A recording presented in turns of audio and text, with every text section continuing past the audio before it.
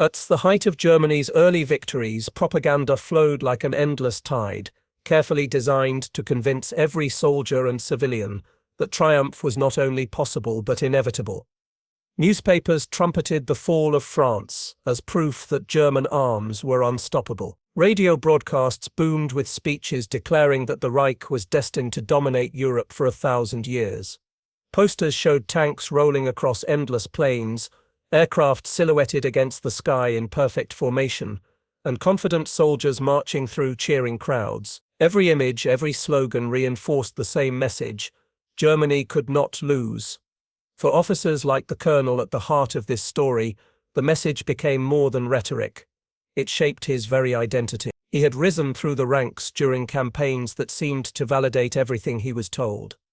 Poland had fallen in weeks. France, once considered the strongest army on the continent, collapsed in a matter of days. Even Britain had been battered under relentless air raids, and many believed it was only a matter of time before it would surrender. To him, these victories were not accidents of strategy or luck, but evidence of German superiority in discipline, technology, and willpower. The arrogance was not subtle. German soldiers laughed at the idea that America, a distant land obsessed with jazz, Hollywood, and consumer luxuries, could ever stand against them. Propaganda described Americans as weak, distracted, and incapable of real sacrifice. If Germany had the will to endure, surely the so-called democracies would crumble. The colonel believed this completely. In his mind, Germany's strength was proven not only by its victories but by its sense of destiny. He did not question the shortages back home or the strain on the army.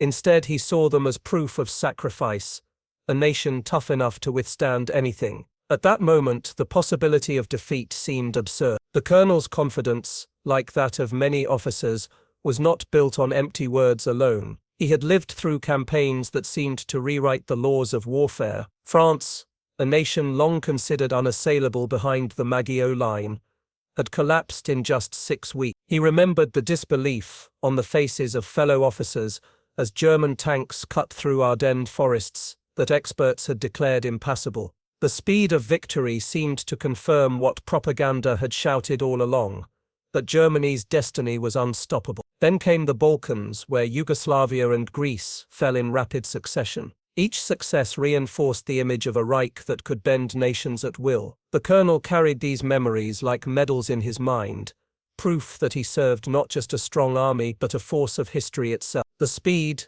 the precision, the ability to improvise and overwhelm, all of it convinced him that the German war machine was beyond challenge.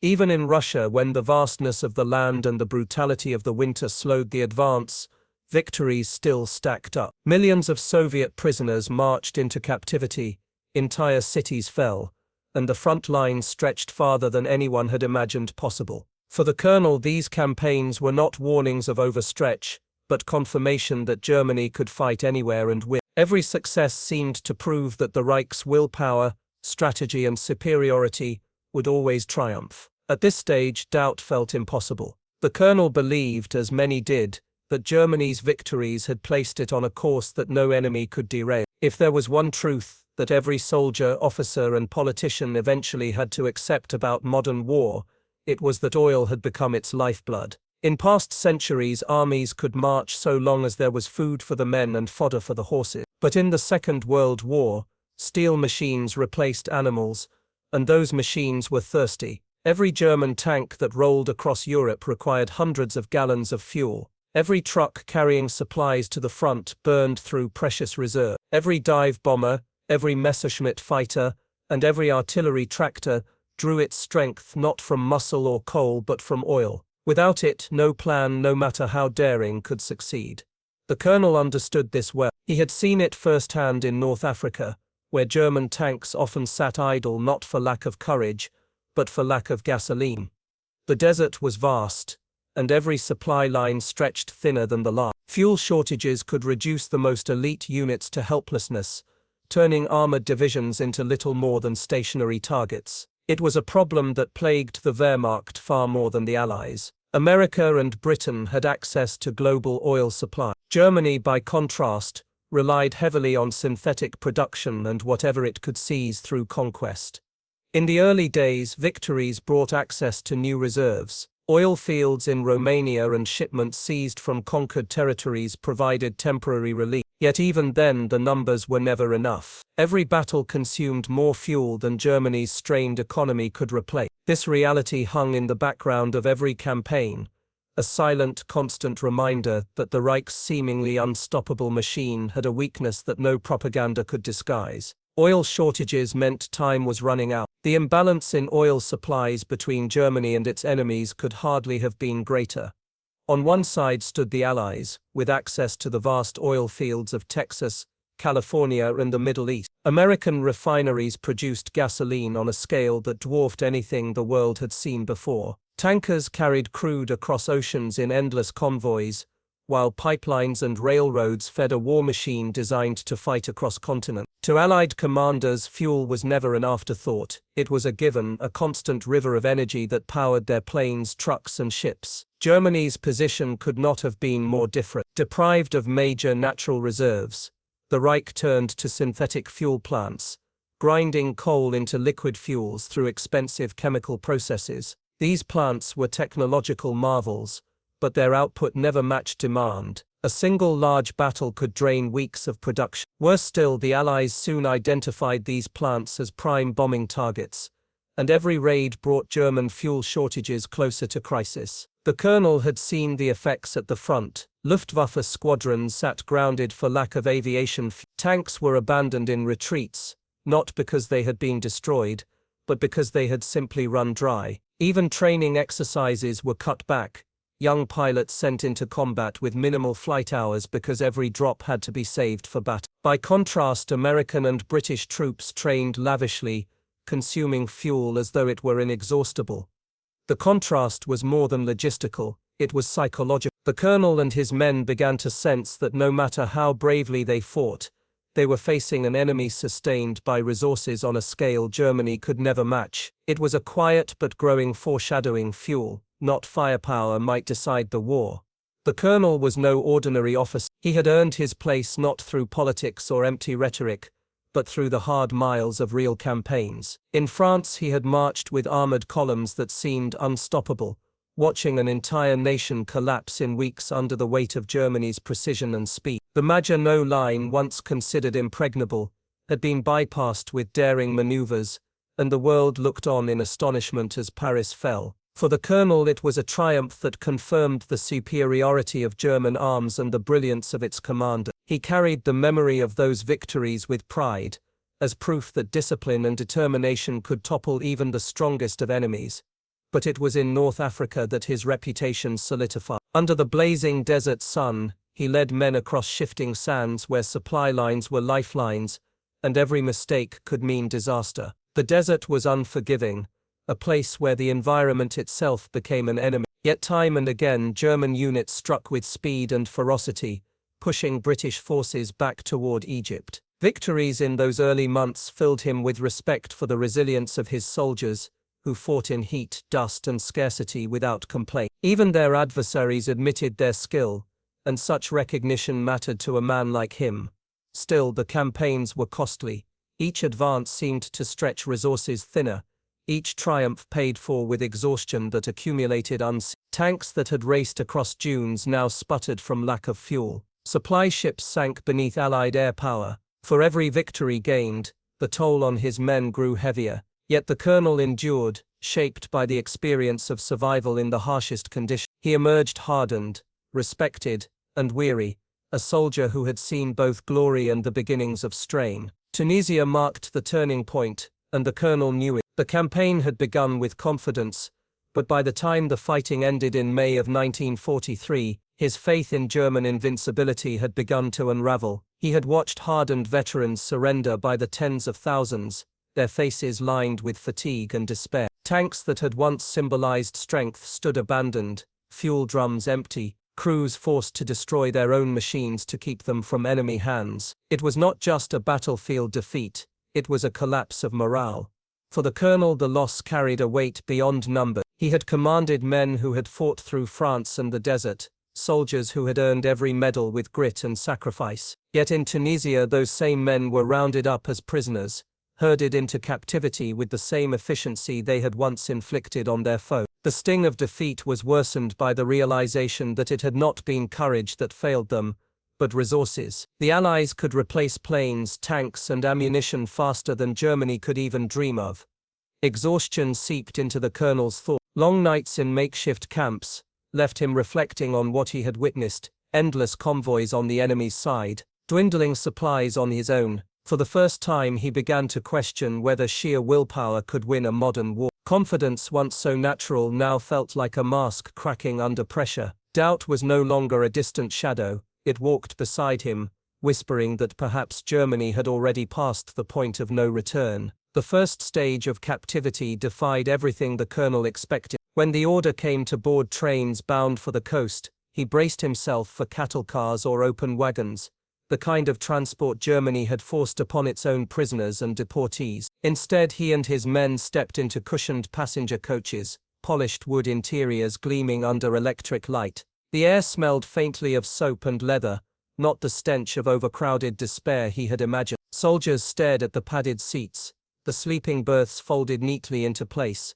and the dining cars that waited ahead. It was not treatment they thought enemies deserved, and it unsettled them. The confusion deepened as the journey began. The train glided smoothly across the tracks, the sound of steel wheels steady and reassuring. Through wide windows the colonel glimpsed farmhouses with lights glowing in every room, towns with bustling streets even after dark. In Germany, entire cities had been plunged into blackout for years, but here electricity seemed limitless. Men whispered among themselves, wondering if this display was staged, a clever trick to sap morale. Yet the evidence passed by mile after mile, impossible to deny. Even the guards seemed almost embarrassed by the comfort. One apologized that the air conditioning in a car was not working properly, a complaint that sounded absurd to men who had fought in desert heat without shade or water. The colonel, seated stiffly with arms crossed, felt a creeping unease. Captivity was not supposed to feel like this. The small luxuries, a pillow, a lamp,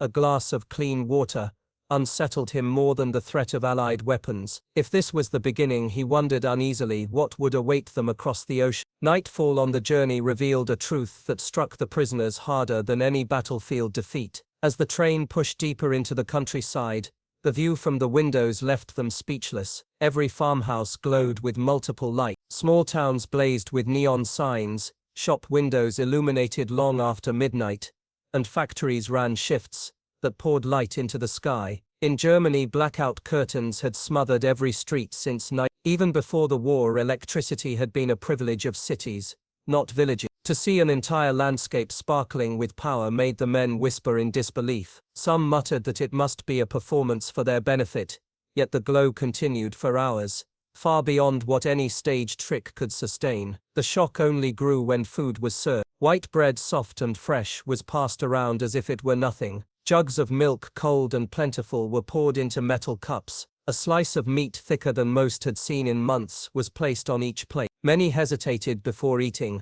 convinced it was a cruel ruse or perhaps a final meal before some darker fate. But the guards ate the same food beside them, chewing casually, speaking of baseball scores and hometowns. This was no deception. For the colonel, the contrast with Germany was unbearable. He remembered his wife writing about ration lines and children going without butter for weeks. Here, enemies received in one evening more than German civilians saw in a month. The abundance felt like a taunt, but it was not intended as one. It was simply normal. And that normalcy, casual, unthinking plenty, rattled the men more than defeat on the battlefield ever had. The first true revelation of America's industrial power came not on land but at sea. When the colonel learned of the Liberty ships, his initial reaction was disbelief. He had heard rumors from captured soldiers, and even from guards who boasted about America's shipyards, but the numbers seemed absurd. No vessel of such size could be built in less than a year, let alone in weeks. Yet the evidence was undeniable. Names, dates, and figures were shared openly, and newspapers printed in English but sometimes translated by guards carried stories of launch ceremonies almost daily. One ship in particular became the symbol of his doubt. The SS Robert Peary, a Liberty ship constructed in Richmond, California, had been completed in just 4 days, 15 hours, and 29 minutes. The colonel repeated the figure in his head again and again, trying to reconcile it with everything he knew about German shipbuilding. In Hamburg, a single cargo vessel could take more than a year to plan, assemble and launch. Here Americans built one in less time than it took him to recover from a minor wound. As he pieced together the truth, he realized it was not a miracle but a system. Liberty ships were designed like parts on an assembly line, prefabricated sections produced in dozens of factories, then welded together with astonishing speed. The statistics were relentless. By the peak of the war, 3 of these cargo ships slid into the water every day. More than 2,700 would be completed before the war's end. For the colonel, this was the moment when numbers transformed into inevitability. Germany could fight bravely, but bravery did not weld steel plates or fill cargo holes. Against such production, the war was no longer a contest of armies, it was a countdown. If the Liberty ships had shaken the colonel's confidence, the ports that fed them crushed any hope of comparison. At Norfolk, Virginia, he stood among thousands of prisoners and watched as a forest of cranes moved in perfect rhythm. Giant steel arms lifted containers, coal and vehicles with an efficiency he had never imagined. Each crane did the work of hundreds of men, and dozens of them operated side by side, their engines humming without pause. In Hamburg or Bremen, loading a single cargo ship could take days, slowed by manpower shortages, limited equipment and blackout conditions. Here, in the space of a morning, multiple vessels were filled, their holds stacked with machinery, food and ammunition. The sheer scale was dizzying. Lines of trucks flowed continuously toward the docks, each one unloading in minutes before vanishing back into the horizon to fetch more. It was a living chain, endless and tireless. What unsettled the colonel most was not just the machinery, but the atmosphere.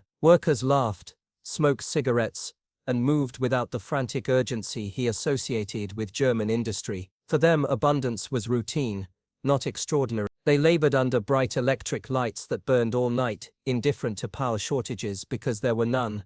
As the convoy of ships prepared to sail, he realized that every one of these vessels represented more supplies than his division had received in months of fighting. The cranes swung effortlessly, the docks thundered with activity, and he could not escape the conclusion: Germany was not just outnumbered, it was outproduced on a scale too vast to contest. The colonel's disbelief deepened when he began noticing the lives of ordinary American workers. At first it was small things glimpsed during train rides, or while marching between camps. Parking lots near factories were crowded with automobiles, row upon row of them, not for officers, not for party elites, but for dock workers, welders, and in Germany, private cars remained a symbol of privilege, reserved for the wealthy or politically connected. Here they seemed as common as bicycles, and many workers even owned 2, one for work and one for family. Then there were the boots. He remembered watching men in Tennessee railway yards, their heavy leather footwear gleaming with polish. A pair like that in Germany would have cost 2 months' wages, but these workers wore them casually, some scuffing them on machinery without a thought. Cigarettes dangled from their lips, half-smoked before being tossed away. To men who had gone hungry in the desert campaigns, that waste carried the sting of humiliation. Food was the most striking of all. He saw workers eating sandwiches with thick slices of beef and cheese, lunches pulled from tin boxes as though it were nothing. A guard once bought hamburgers from a roadside stall and handed them to prisoners without ceremony. The colonel held the warm bread, the melted cheese, the thick cut of meat, and realized he was eating better as a prisoner than many German civilians did at home. Each observation built upon the last, creating a quiet, relentless comparison. These were not America's generals or industrial barons. These were its ordinary people, and they lived in a comfort that seemed unimaginable for German officers, let alone soldiers. The colonel's quiet comparisons soon hardened into a painful realization. The comforts he had once believed reserved for Germany's aristocracy or Nazi elite were commonplace in America. In his homeland, the promise of the people's car, the Volkswagen, had been dangled before the masses since 1934, yet almost no civilian had ever received one. In America, even factory workers drove to work in personal cars. The contrast was undeniable. He thought back to his own quarters in Germany, where a single stove had to heat an entire building and where blackout curtains were drawn tight every night. Now, even in small American towns, he saw homes with electric lights burning in every room, radios playing freely, and refrigerators humming with fresh food inside. These were not symbols of privilege but the standards of everyday life. The shock carried with it something unexpected. The colonel had been raised to see democracy as weak, a system that catered to the masses at the expense of order. Yet what he saw here told a different story. If ordinary citizens could enjoy luxuries beyond the reach of German officers, then democracy was not weakness. It was strength of another kind, a strength born of abundance, productivity, and the belief that prosperity belonged to everyone, not just the ruling class.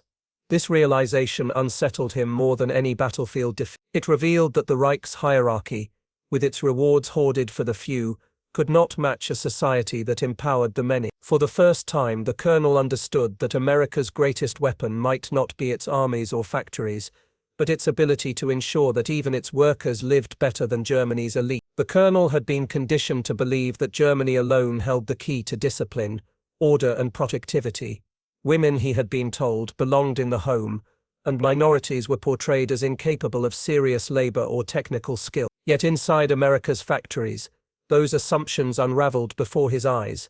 At the vast steelworks, he watched with disbelief as women in overalls guided cranes that swung tons of metal into place. Sparks flew as welders, many of them young women barely out of school, stitched steel plates with steady precision. Nearby, African-American workers managed heavy machinery, operated presses, and oversaw furnaces that poured rivers of molten iron. The assembly lines did not slow day or night. 3 shifts rotated seamlessly, the noise of production echoing without pause. The colonel could not reconcile what he saw with the propaganda that had shaped him. These were not weak, undisciplined masses. They were coordinated, skilled, and fearless in work that demanded strength and concentration, and the factories themselves never seemed to sleep. Lights burned through the night, illuminating thousands of workers as though it were midday. He realized with a jolt that this relentless rhythm of production was not temporary. It was standard practice, the heartbeat of a nation built on industrial might. Confusion swelled into ideological conflict. The Reich had promised superiority through purity and rigid hierarchy, but here he saw productivity born of diversity and inclusion. Women, minorities, and young people all contributed to an output that dwarfed anything Germany could imagine. Every rivet hammered, every engine tested, and every tank rolling off the line was living proof that the Nazi worldview was a carefully constructed illusion. For the colonel, this was more than a shock. It was a collapse. The slow but certain death of the ideas he had once believed unshakable. The colonel had seen factories before. In the Ruhr he had walked through plants that German propaganda hailed as symbols of national power. But nothing prepared him for the sheer scale of what stood before him in America. The factory stretched so far that its roof seemed to meet the horizon. Smoke rose from chimneys in unbroken columns, while endless rail tracks fed raw materials directly into the complex. Trains arrived every hour, unloading coal, iron, and machinery, and departing just as quickly with finished goods. Cranes moved with clockwork precision, lifting loads that in Germany would have taken dozens of men to manage. Inside, the numbers were staggering. The colonel listened as guards casually mentioned that this single plant produced more steel in a week than entire German regions could manage in a month. Assembly lines worked at speeds he could barely follow, each step flowing seamlessly into the next. He realized with a shiver that the efficiency was not born of desperation but of confidence, a system designed to sustain war without pause. What struck him most was the casualness of it all. Workers complained about long shifts, grumbled about overtime, and joked as they carried out tasks that generated more output than Germany's entire wartime economy could ever dream of. To them, this was not a miracle but an everyday routine. For the colonel standing in the shadow of such a machine, the feeling was overwhelming. Germany's vision of dominance suddenly seemed small, fragile, and doomed against an enemy that treated limitless production as ordinary life. The colonel had faced hunger before. In the deserts of North Africa, his men rationed crumbs of bread and thimble-sized cups of water, sometimes surviving on tins that had expired years before. In Tunisia, soldiers joked grimly about eating air. That memory made what he witnessed in America almost unbearable. At the prison camp, waste bins overflowed with food, half-eaten loaves of bread, steaks barely touched, and vegetables tossed aside without thought. The guards scraped leftovers from trays directly into barrels, whistling as though it meant nothing. The colonel stood frozen, his stomach tightening, not from hunger now but from disbelief. For German soldiers, bread had become sacred. Families at home waited hours in line for a single dark loaf. In Africa, his men had divided crusts into measured pieces, saving crumbs for later. Yet here bread was discarded as casually as paper. The same was true for milk poured away after sitting too long, or meat that had not been cooked to the Americans' liking. The colonel felt anger rising, but it was not directed at his captors. Instead, it turned inward. He remembered speeches promising that Germany's sacrifices would bring victory, that hardship meant discipline and strength. Now he saw the truth. Scarcity was not noble, it was weakness. A fellow officer muttered, "They waste more in a day than our families eat in a week." The colonel could not answer. He watched a boyish cook dump an entire tray of bread into the bin, laughing at a joke. The sound pierced him. In that moment, the mask of confidence cracked. Germany's cause was already lost, not on the battlefield, but in the kitchens where waste itself proved abundance beyond imagining. The colonel had expected Christmas to pass in silence, perhaps marked only by the distant ache of memory. Instead, what unfolded in the camp left him shaken in ways the battlefield never had. On the morning of December 25th, the prisoners were served a meal that seemed more like a royal banquet than food for captives. Platters of turkey, glazed ham, steaming potatoes with rich gravy, pies stacked in rows, and bowls of ice cream appeared as though this abundance was effortless. The guards stood by quietly, almost embarrassed at their own generosity, but the prisoners could not look away. Many hesitated, unable to touch the food at first, thinking it was some trick. Only when they saw the Americans eat the very same feast did they begin to take cautious bites. For the colonel, the flavors were overwhelming, but even more powerful was the realization that this was not propaganda, it was normal life for the enemy. The shock deepened when gifts arrived. Local churches had sent packages, cigarettes, candy, socks, even handwritten cards. A choir from the nearby town sang German carols outside the barbed wire, their voices carrying through the cold air with a tenderness that felt impossible in wartime. Children had drawn pictures of Christmas trees, and women had baked cookies for men they knew only as enemy. As the colonel sat with his men, watching them eat until they could eat no more, he felt something stirring that was neither anger nor shame. It was gratitude mixed with a quiet, painful respect. In that moment he saw not conquerors or guards, but people who treated foes with dignity because they were certain of victory. It was a lesson sharper than any defeat. When word of the invasion reached the camp in June 1944, the colonel felt his chest tighten. At first the men dismissed the news as another rumor, but then came the newspapers, the newsreels, and the undeniable figures that dwarfed anything they had imagined. Normandy was not a mere landing, it was a tidal wave. The film reels flickered in the camp theater, showing an armada that stretched across the sea. 6,000 ships crowded the waters, their silhouettes blotting the horizon like a forest of steel. 11,000 aircraft filled the skies, swarming in waves that looked endless, even on the grainy black and white screen. The colonel leaned forward, his hands pressed tight as the numbers were read aloud. 150,000 men landed in the first wave alone, with more pouring in behind them. What shook him most was not just the quantity but the orchestration. Artificial harbors floated off the beaches, assembled in days as though by magic. Endless streams of vehicles and supplies rolled down ramps, moving across open beaches as if the sea itself had become a highway. In Germany, even small operations strained resources. Here the Allies had mobilized entire continents. The colonel remembered the desert campaigns, where he had begged for spare parts, and watched tanks sit idle for lack of fuel. In contrast, he now saw Allied convoys unloading mountains of equipment as casually as if they were groceries. Cranes swung tanks like toys, trucks poured out in convoys that seemed without end. By the time the reels ended, silence filled the hall. No officer needed to tell them what it meant. The colonel exhaled slowly, his face pale. It was not simply another battle. It was the demonstration that Germany was no longer fighting an enemy, they were facing an entire world. The colonel believed he had already seen the worst. The destruction at Normandy was overwhelming, but what came next pierced deeper than any military defeat. Weeks later, the prisoners were shown reels of liberated camps. At first he thought it was Allied propaganda, carefully staged to humiliate them. But the images were too raw, too chaotic to be manufactured. Emaciated figures stumbled from wooden barracks, their faces hollow, their eyes haunted. Piles of shoes, piles of hair, piles of the dead. The room fell into suffocating silence. Men who had fought in deserts and frozen forests, who had faced artillery fire without flinching, now turned pale and looked away. Some muttered that it must be false, but the colonel knew, his training, his experience told him the footage was authentic. Letters from Germany later confirmed what they had seen. Soldiers' families spoke in whispers about disappearances, about trains that never returned. The shame struck harder than any bomb. The colonel remembered the speeches about honor,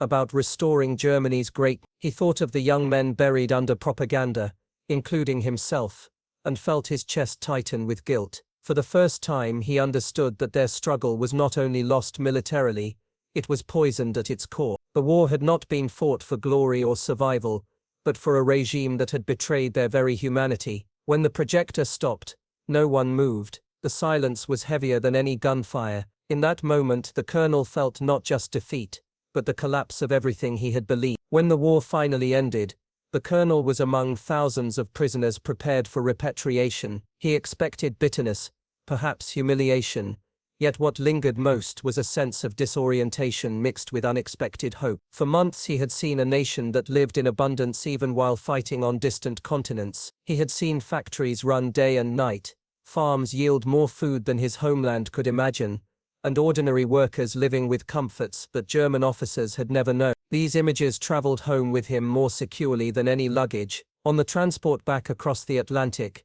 the colonel watched the coastline fade, knowing that the impressions carved into his memory would remain. He carried with him not just defeat, but less. He had witnessed a society where wealth came not from conquest, but from freedom of thought, diversity and cooperation, where women and men of every background worked side by side to produce results Germany could not. The sheer scale of it had convinced him long before that Germany could never win, but now it offered something more, a blueprint for what a future Germany might strive toward. By the time he stepped back onto ruined soil, he no longer carried illusions about superiority or destiny. Instead he brought a determination to remember what he had seen. Among his fellow returnees whispers began of what they had witnessed: electricity in every village, food in every market, democracy that gave strength rather than weakness. These were not fairy tales, but realities burned into their memory. The colonel knew Germany was broken, but he also knew it could be rebuilt, not through tyranny, but by learning from the abundance and humanity he had seen in America. The colonel's realization did not vanish with the passing of captivity. Instead it became a seed planted deep within him and within countless others, who had seen what America was capable of. Returning to a homeland reduced to rubble, they carried back stories of abundance and systems that worked. They spoke of farms where machines did the work of hundreds, of factories where laborers lived better than generals, and of a democracy that functioned without fear. For men raised on propaganda about weakness and decadence, the shock had transformed into respect. That respect in turn became the foundation for new ideas.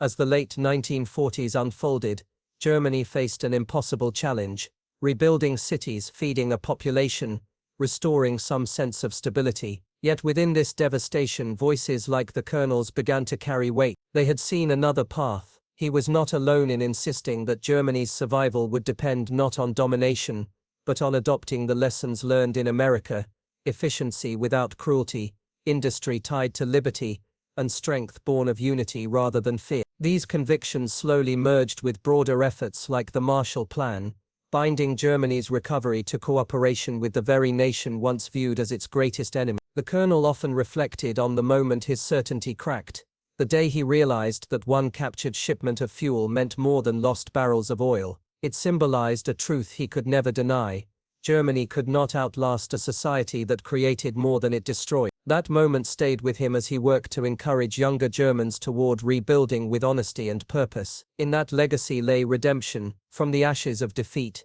grew the roots of a democracy that would anchor Europe's future.